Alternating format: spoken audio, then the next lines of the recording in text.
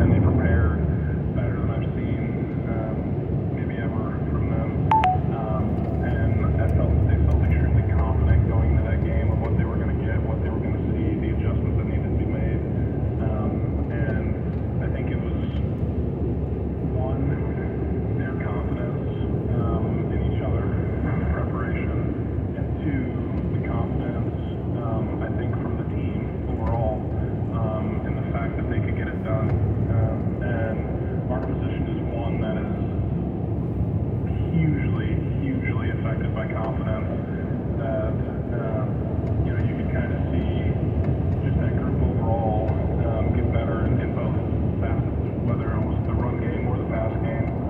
I think in that game against Mexico, I'm not sure, but I don't think we allowed a sack. And we gave up, I think, 2 or 3 in this past game, but they were, coverage related, different things like that. So I think they've truly started to become more confident in their abilities, and with them becoming more confident, that feeds into Shevin and Kyrie, as well as Coach McGibbon as a play caller and all of that. So I think there was, and kind of as you said, something that clicked in the second half of that New Mexico game, but not just for our unit, but I think potentially our team. You've been around a lot of offensive lines in your life. That was in the NFL. These guys are really fun to be around. Like, this isn't like a normal offensive line where they're kind of like, they're unique. No, these guys are a lot of fun. What is it about this group that, they're fun to talk to, they're fun to hang out, like, they're just good guys. No, absolutely. And, that's really what, I want to foster in that room. It's just those guys being themselves, the ability to have fun, but also knowing when it's time to lock in and get ready to play, because, as much as we spend time with each other, right, like, you want to have fun, and you want to enjoy coming to work, and, you want them to enjoy coming to practice and all that type of stuff. So this group is unbelievable. Like, and anyone out there, if you have an opportunity to sit down with them, do it, because they are a riot. There's never a dull moment in our meeting room. And we're going to catch up with the offensive line on the San State Coaches Show. And we're going to catch up with Kyrie Robinson as well. So, we'll get everybody talking about how this run game has just completely changed this team. Novato, he's going to tie the San Jose State record for games played at 55 on Saturday. He's going to tie Jack Snyder, Kate Hall, these guys who are, as well known with this program as it possibly can be. Trey Jenkins is also going to tie that as well. But with Jaime, what does that mean to kind of for him to tie the record for games played? And, what kind of leadership has he had on that offensive line, especially, playing tackle with a guy like Junior Carmona, who's kind of learning from him? Yeah,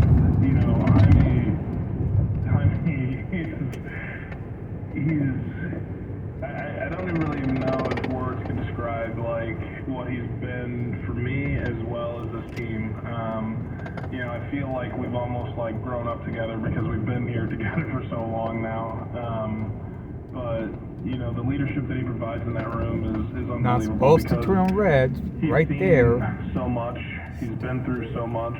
He's been through the lean times and the good times here. It's right there, no right turn on red at any time.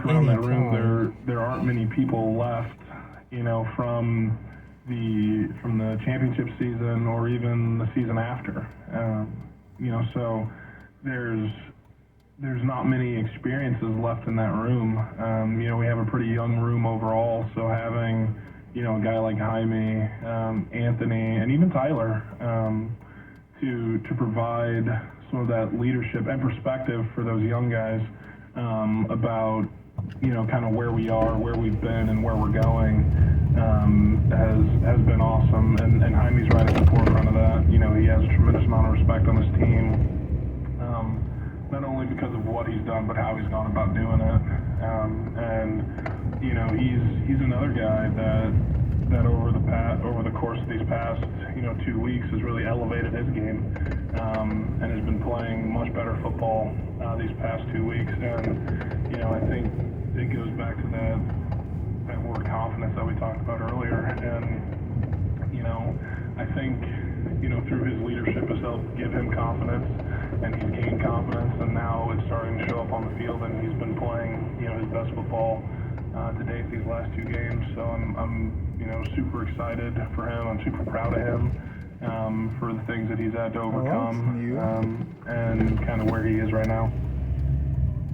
You can listen to the Spartans right here on KTRB at 8:30 p.m. pregame show, 9 p.m. kickoff on Saturday as the Spartans are in Hawaii. Kevin Richardson, David Fales on the call, and I kind of paused there before I said it because I wanted to emphasize this.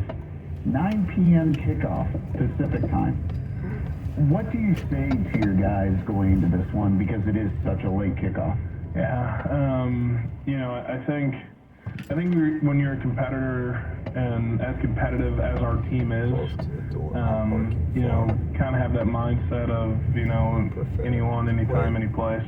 And, going over there to play a really good Hawaii team, at their place.